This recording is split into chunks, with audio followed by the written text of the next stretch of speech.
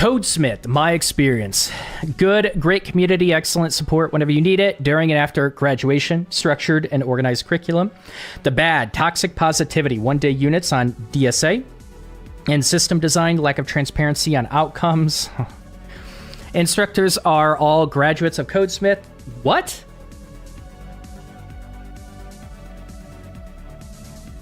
There is no way that... Is that true? Instructors are all graduates of Codesmith. That is concerning. That is very worrisome. There's so much context to get. Like, people are too fresh. So they're probably hold on. Many of whom lack professional experience outside of CS. Okay. Like, they're probably hiring alumni, I'm guessing. Like, alumni right after they graduate. Wow, that is concerning. I've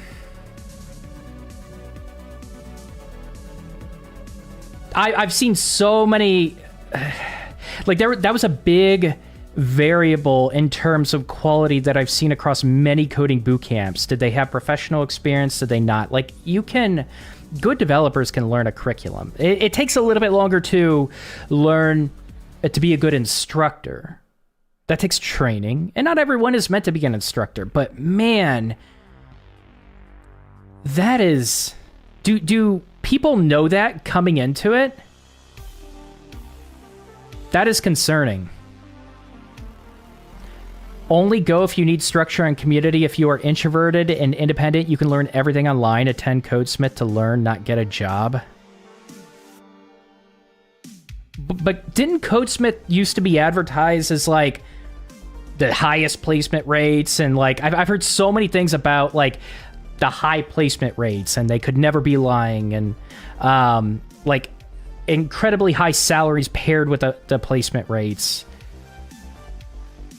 Why is he recommending attend Codesmith to learn, not get a job? That's really interesting. And there was a mention of lack of transparency in the outcomes. Huge emphasis on technical communication, which is important, and not a lot of coding bootcamps stress that.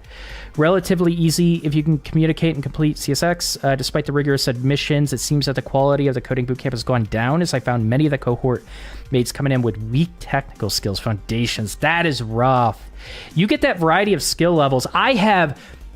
Holy shit, I have struggled. That has been my struggle of my cohort, trying to make it beginner friendly to account for the variety of skill levels. Holy shit, is that hard to do. And I'm sure they probably tightened that skill gap quite a bit more than I did, but man, is that hard to do. Okay. Did they lower? Like, what are they doing for... He put rigorous in quotes. Does that mean he doesn't believe they're that rigorous? Does that mean the admissions or the tests to get in have lowered? Is it not like a requirement now to be able to go through the pre-work? It sounds like maybe they just need to screen more people out. I wonder if they're desperate. They hire alumni as TAs, mentors. Okay, so they become a TA, then a mentor, then an instructor. That's better than hiring alumni directly. And that has been my concern, is when they hire alumni directly. So it's TA, mentor, which I'm assuming is something a little bit more than a TA probably knows the curriculum more, and then an instructor. That's still concerning, but not as concerning. Going to move up as they get more experience. Okay, I think the bar is consistent and good, but it's true and something Codesmith acknowledges and is somewhat proud of. What bar is consistent and good? You know what I should do? You know what? If we're going to do this...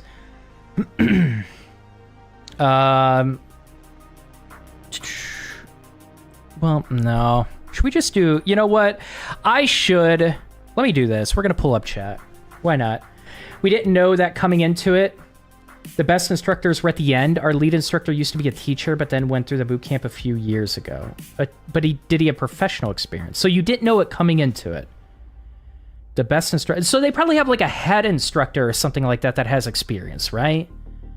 I don't know anything specific about the bar changing, but I know a lot of people take several attempts to get in. Okay. All right. You were talking about the bar of admissions. Got it.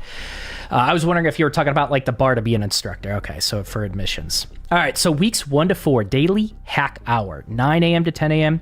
Give an algo to solve. The first 15 to 30 minutes are reviewing prior day's algo solution with whiteboarding.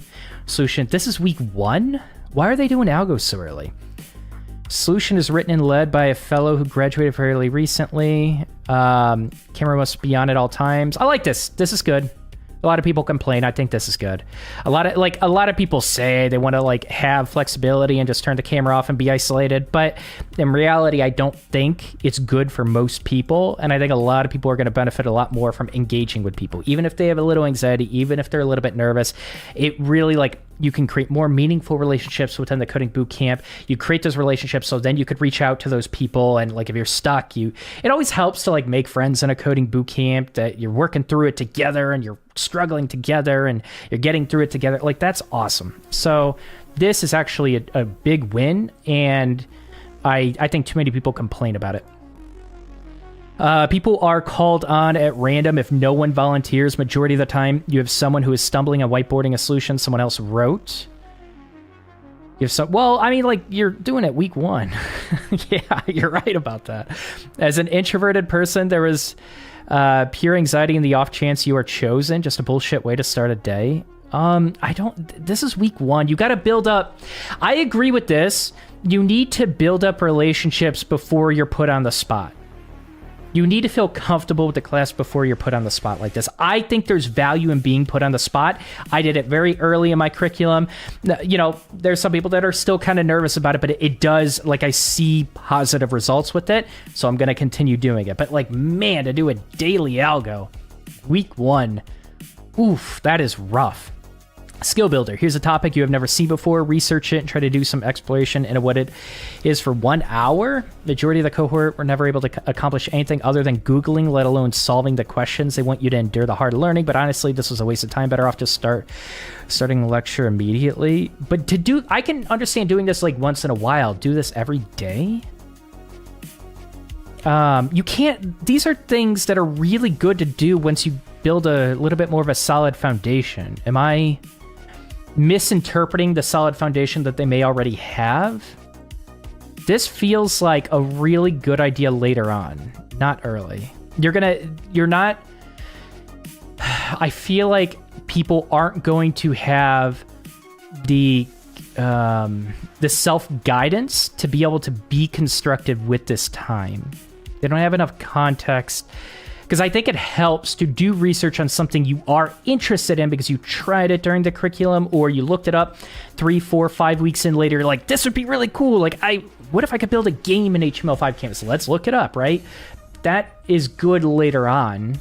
This feels like a bad idea and a waste of time early on. Oh, this is for Sabio, Lewis. Okay, thank you for clarifying. But they are well respected at Codesmith in general. They are paid very well. It's a serious job. I'm sure it's a serious job. Oh, hold on. I don't know anything. Okay. No, the lead instructors do not have experience in industry either. What the fuck? They're paid very well. It's a serious job. But the elephant in the room is they laid off a third of half of them last week with their restructuring, so things will change. Yeah, Codesmith entrance acceptance bar is high, so people do have some kind of foundation going in. We're talking about like they have some foundation, but they don't have a foundation that is going to set them up necessarily to do well in Codesmith. They have like a skill level foundation, but I feel like it helps to provide structure once they get in. So I get what you're saying. I do think they have a skill foundation because the bar probably is set pretty high. Like, feel free to challenge me on this. I still feel like this comes too early. I feel like you're going to be spinning your wheels too often. You're like, I think I'm kind of curious about this.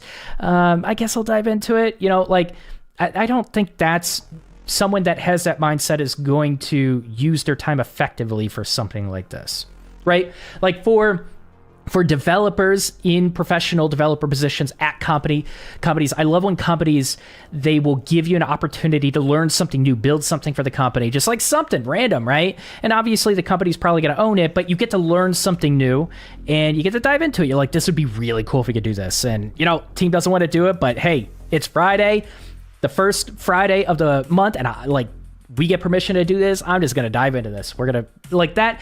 I feel like you're much further on in your journey and growing as a developer. You have curiosities you built already. You have tons of context to go off of.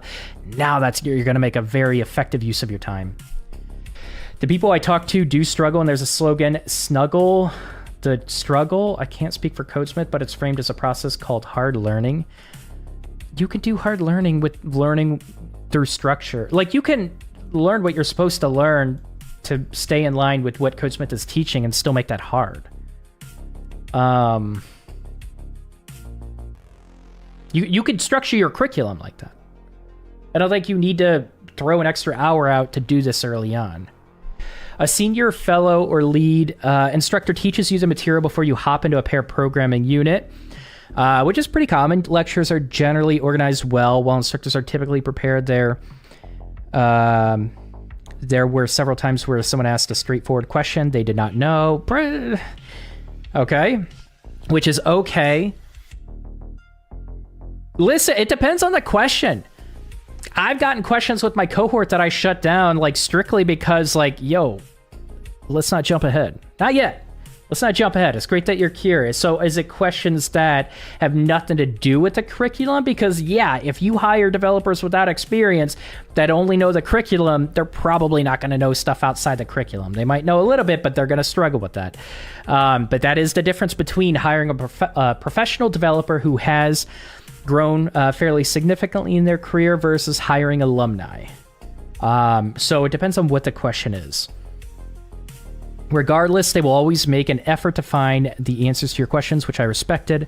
Pair programming, paired with a random person to tackle the units. Generally, the units do a good job of exposing you with tasks associated with the lecture. Units are well written and give you guidelines and instructions on how to navigate challenges without giving you the best answer. However, your experience relies heavily on your unit partner. That is true. It's very hard to control the quality when you are paired with someone, with another random human being. And that experience can very much vary. That is very true. It's hard for Codesmith to control that and kind of like curb the negative stuff with that. Except I like the idea of giving groups the option, once you're done pair programming, let's go ahead and give us feedback. Give us feedback on like how that went with your partner. And so if there's patterns that you recognize of feedback that are given about an individual, you can talk to that individual only to help them, right? Like, that's awesome to be able to help them and help them grow, because you're going to be working with other developers. Coding boot camps need to gather that feedback, because they're not going to be, you know, like, they're not going to be standing over you and watching your entire conversation, listening to your thought process and your problem-solving process. You need that feedback. You need help to be able to gather some of that assessment. You look for patterns, you give that feedback. So I hope they're taking feedback. That will help. They lack a technical understanding and are just regurgitating pre-made slides. I mean, that feels like a side effect of just not having industry experience. They have a very linear path of becoming a software engineer, and then they become an instructor. Like, that seems expected, and that sucks. That probably lowers the quality. Okay. So approach lecture. A fellow will review all the tasks of the unit. At the end of each week, you will go through an assessment, which is great in my opinion. Okay, good. Gauges your progress and understanding. Hopefully they take feedback of your pair programming sessions. If you fall behind, Codesmith ensures that you get personalized one-on-ones to answer any questions and refactor your code. Love it. I found these one-on-ones more beneficial than the lectures themselves. Well, yeah, I think most people do, though. Most people are going to love the feedback of one-on-ones versus the lectures where you're kind of just lecturing to a group of students. You can kind of take in some questions, but you got to keep that flowing and keep it moving because you have a limited time to be able to go through this lecture. Most of the growth is going to happen getting you in the work, getting you to program and pair program. I actually think pair programming, man, I'm on the fence. I think pair programming is fun. It could teach you more about like your interactions with other developers. It can get you to articulate your thought process. It can get you exposure to a new thought process. I feel like sometimes it also cushions your,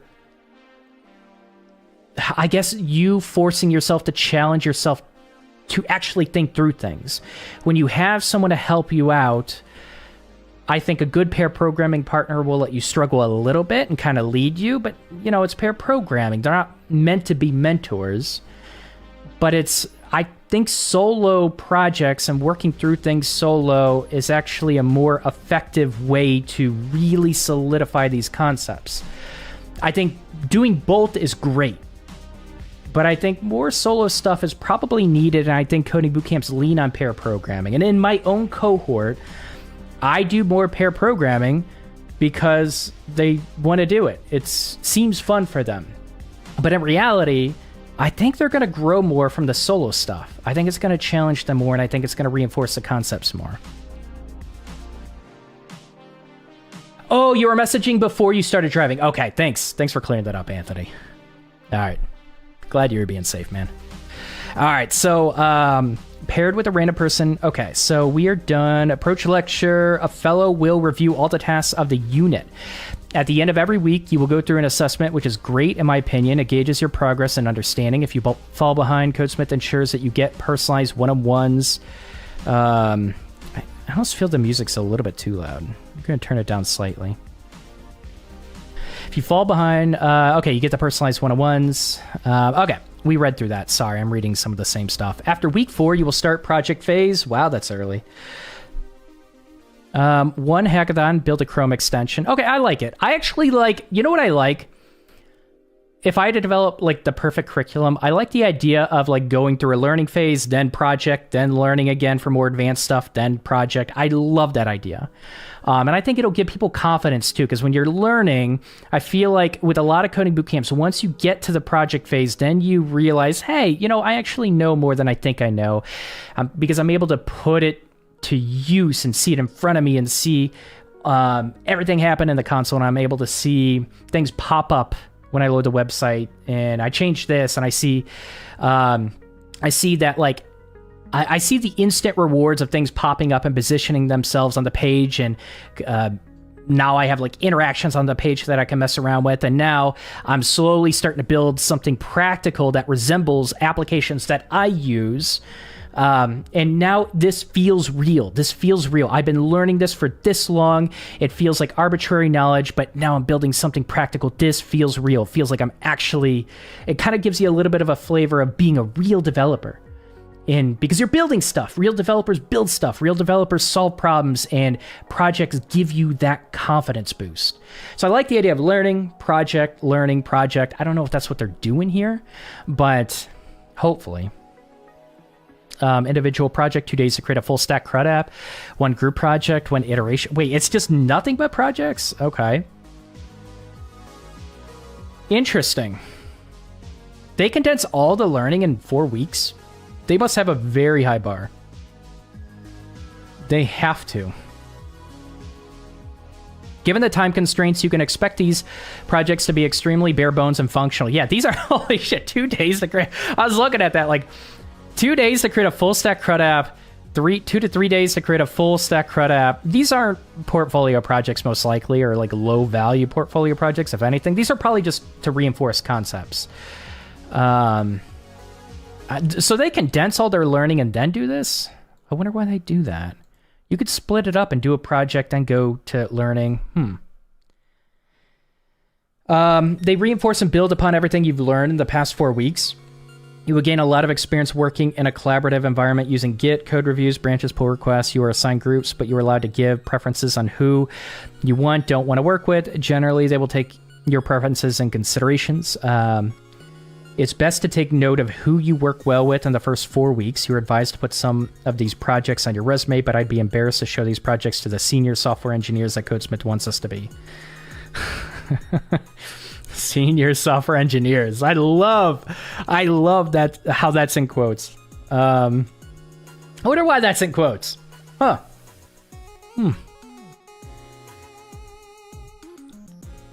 I looked it up, and Codesmith costs $20K. Still $20K, huh? Okay. Starting week 8, you will start your open source project. Oh, God. In 4 weeks, you will work in a group to either iterate or create a project from scratch. Okay. So this open source project is your personal project, essentially, right? Am I understanding that correctly? I found that those who iterated on projects had a more impressive end product, which is always going to be true, and were able to tackle real-life software engineering problems such as debugging, refactoring. Scratch projects were more raw since focus was more on functionality of their MVP and less on presentation. So am I understanding this correctly? They just create a personal project and call it an open source project? What? Because are they just putting an open source license on it? Is that what they're claiming an open source project is? Are people listing these as open source projects on their resume?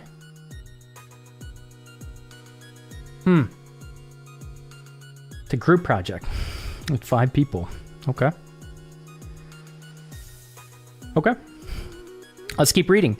In general, code quality across the board was mediocre. What more can you expect from 8 weeks of coding? I don't know. Code is littered with depreciated code, unnecessary comments, and poor organization. However, the technologies explored were vast, ranging from TypeScript, Docker, Kubernetes, GraphQL, Vue, Svelte. What the fuck? Maybe there's no way they pushed all of that in that short of a time. I'm sure Codesmith cares about, like... that feels like a lot to push in this short of a time. Because their learning phase was like 4 weeks?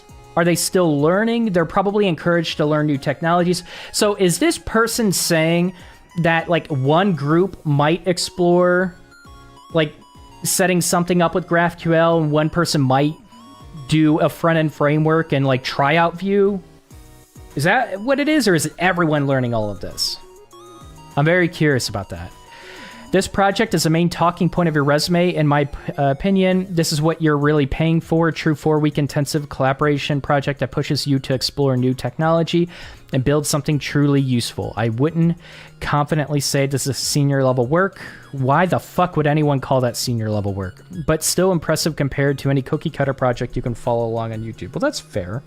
A lot of group projects are from coding boot camps. They're going to be more impressive than tutorial-based projects. Codesmith advises people to list them as open source. That's like, that feels like a flat out lie, does it not? So you do a group project, you make it open source, probably toss a open source license, and so you work on it for 4 weeks, and that's an open source project? That feels dishonest. Okay. Yeah, that just feels like a low integrity move. I've seen plenty of Codesmith graduates that'll list open source project work that spans for months. This says 4 weeks.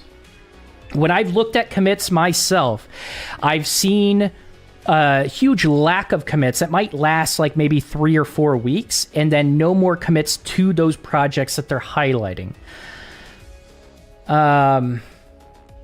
This feels like a flat out lie, and they're encouraging people to lie. They're encouraging people to be dishonest. They're encouraging people to lack integrity. This feels like they're really setting students up for failure. There are ways to advertise these projects and make them look professional. Now, I don't know. This is just an assumption based on what I'm reading, but from what I've gathered and the commits that I've looked at, it feels like it's not just stretching the truth. It feels like a flat out lie. Because I see people spanning this open source project on their LinkedIn. I've seen it so many times where it'll span for months and months and months and months, and then you look at their GitHub and the commits do not match to that. I don't know. You guys tell me. Does that feel dishonest to you? Am I way off with that? Do they really advertise that they'll make us senior level developers? I don't think they are bluntly advertising that in any of their marketing materials. I have seen accusations of that. I have not validated a lot of that. I don't really have a lot of connections within Codesmith. I do. I have people that connected with me. I could probably touch base with them, but yo, what's up, Northern Chimp? How you doing? Yeah, there's a controversy here that I comment about a lot on Reddit. It's complicated, but it's not inaccurate to say that most people list longer time frames on their LinkedIn, and I have noticed the same thing.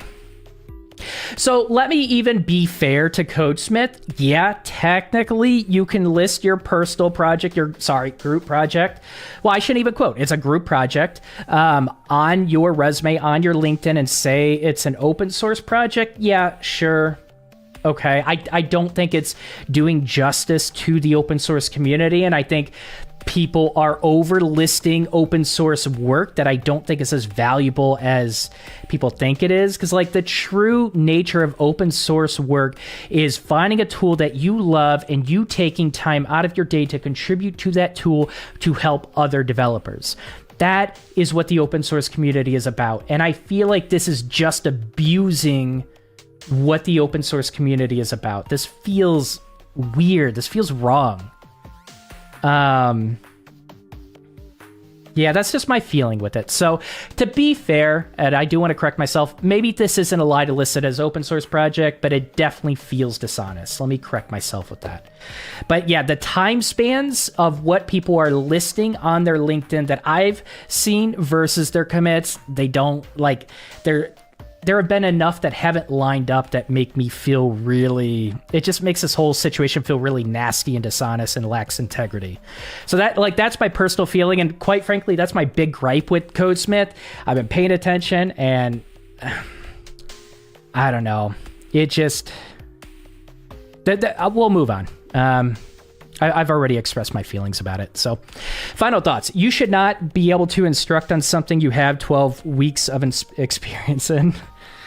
That was interesting. I did not know Codesmith hired instructors right after. So keep in mind, like everything that we're saying, like this is, I'm not validating this. I'm literally just going off of this Reddit post that Michael recommended. But I've seen pieces and patterns of some of the stuff listed here in other Reddit posts posted by other people.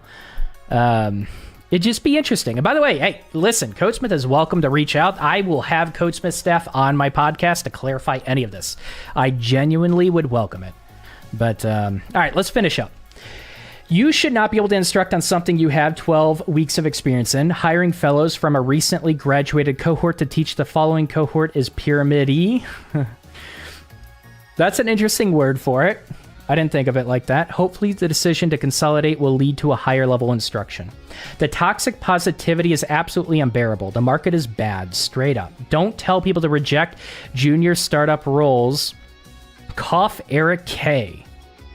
Who is Eric K? Michael, I've seen the name Eric K get brought up with you. I'm not going to say any more details, but feel free to share who that is. It seems like maybe you guys aren't on the best terms or whatever. That's the only time I've seen this name pop up. Not in this economy. Not everyone is coming out of this with 100K offers, especially those with unrelated backgrounds. Eric K is a founding advisor and senior advisor, so he works with many of the people when they get offers. Okay. He works with many of the people when they get offers to help them with negotiations specifically, or to basically just help them decide. Okay, maybe help them decide if they should accept that offer, because we do see junior startup roles. Why? So don't tell people to reject junior startup roles. This market is rough. Why would you try? Is the quality good enough? Are they producing good enough software engineers, even this market, to be able to reject? First of all, unless you have professional experience and you call yourself anything but a junior, I think you're full of shit. This is another gripe I have about some coding bootcamps promoting this idea that you go to mid to senior level roles without professional developer experience previously. I would argue that probably happens 0.1% of the time. I would love to hear how frequent it is. I've created LinkedIn posts and I had Codesmith graduates try to make a good point of why they weren't a junior developer, and they were just fucking terrible responses. Do they just go by salary? Is that what it is? That is crazy to me that a coding bootcamp is telling people that they are a mid-level developer or senior-level developer, if that's what Codesmith is telling people. And that's what I gather from some posts on Reddit. If they're telling them that without previous professional developer experience, that is crazy to me. 0.0001%. That's probably more accurate, Northern Chimp. That is crazy. I would love for Codesmith to reach out and clarify that. You are a bootcamp grad with some 2-day projects and a 4-week project. Why did I feel like Codesmith had like just a longer period of learning? Why does this feel so short to me? There is no world where you can portray this as senior level experience regardless of narrative, unless you lie. They tell you not to, but many do. They speak of imposter syndrome and how to overcome it, but it's not imposter syndrome. If you only have 12 weeks of experience, there's a true knowledge gap. Yes, you are behind those with a 4-year degree, and that's okay. You just have to work harder, much harder. Also, stop the family dinners, the nonstop shout-outs, the useless 5-minute stand-ups, the stretching and power clapping, the what? Did I read that correctly? The power clapping. What is a power clap?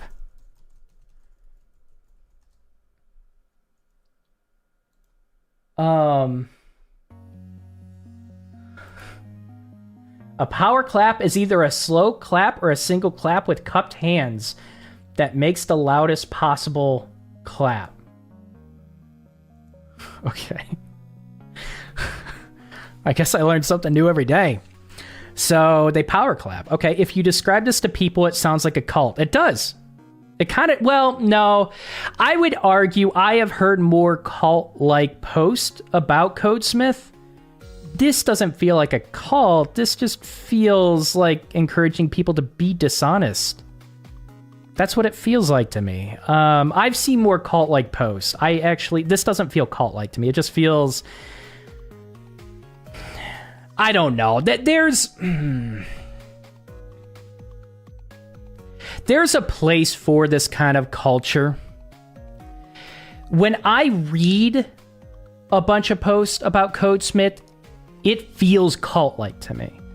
I just don't think this post makes me feel that way. I get a different feeling from this post. Like, so what, they power clap and they do stand-ups and stretching and family dinners. Like, nothing you've described feels like a cult to me. I've gone through cult-like communities in the coding bootcamp industry and educational industry. What you described does not feel like a cult to me. Codesmith does state officially that they create mid-level and senior engineers and have said that consistently for 7 years. A recent blog of it, there's claims most 2023 offers were mid-level. I want them to break down what defines it as mid-level. Have they ever done that? Like, that solves everything, right? Sometimes these terms are used a little bit loosely, especially in marketing materials, and like they're just used a little bit too loosely, where, you know, a lot of developers with experience are going to call that bullshit out and be like, no, you're not mid-level. No, you're not senior level. But you can say you are. You could say the students that graduate your coding bootcamp are. I think there's norms around defining those levels. And of course, they're going to fluctuate depending on the company, the industry. But arguably, like, you get 100 software engineers in the room with like 5 years of experience. Well, just even at least 2 years of experience, they will probably be able to see the code of that student and be able to they'll probably, most of them will come together to be able to assess like junior, mid-level. You might need people with a little bit more years of experience in the industry to be able to assess senior level. But I feel like you bring 100 real professional software real professional software engineers into the room, you'll probably get a majority vote that'll agree with that assessment and how they label every single student. So I don't know. That just feels icky. If they are using it as marketing, that feels icky. They define mid-level generally as being able to solve problems you haven't seen before. Junior developers can do that versus entry-level of solving problems you have seen before. That is garbage. That is complete garbage. I remember when I was I landed my second dev position. It was as a front-end role, highly focused on React. I was fully capable, and this is just in the startup world where the titles are tossed a little bit loosely. I was fully capable of tackling a new problem on my own, and I did. I could learn something new, and I could solve that problem without assistance. I had assistance if I wanted it, but that didn't make me a mid-level developer.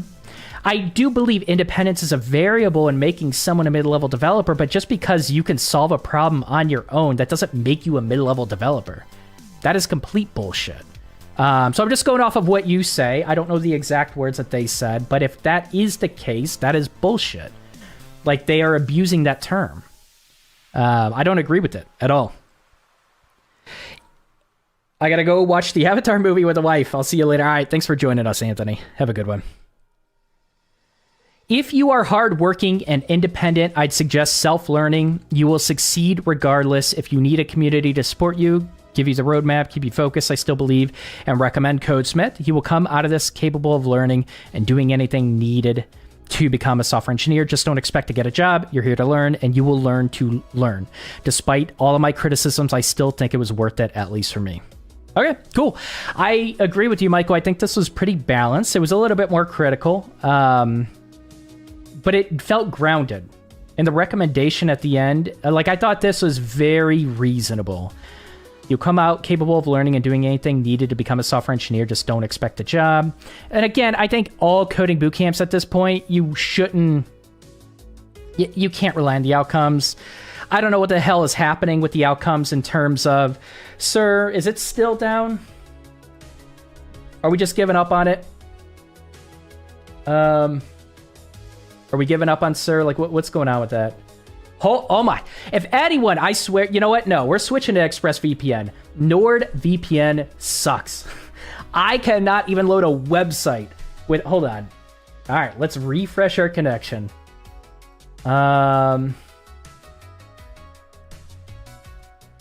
Let's try it again. Let's see, data. Still, we are in the process of updating our reporting standards. Okay, I'm giving up on sir.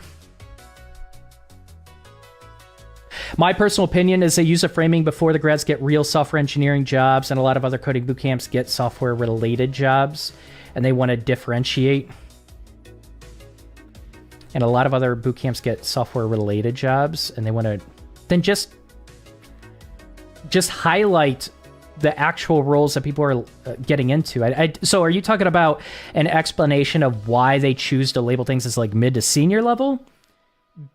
Because I don't think it justifies that. But you can highlight the placements, like the actual job titles. And I do believe, I might be wrong, because I can't access sir anymore, because I don't know what the hell's going on with that. But I do feel like Codesmith did a better job at placing people into real software engineering positions.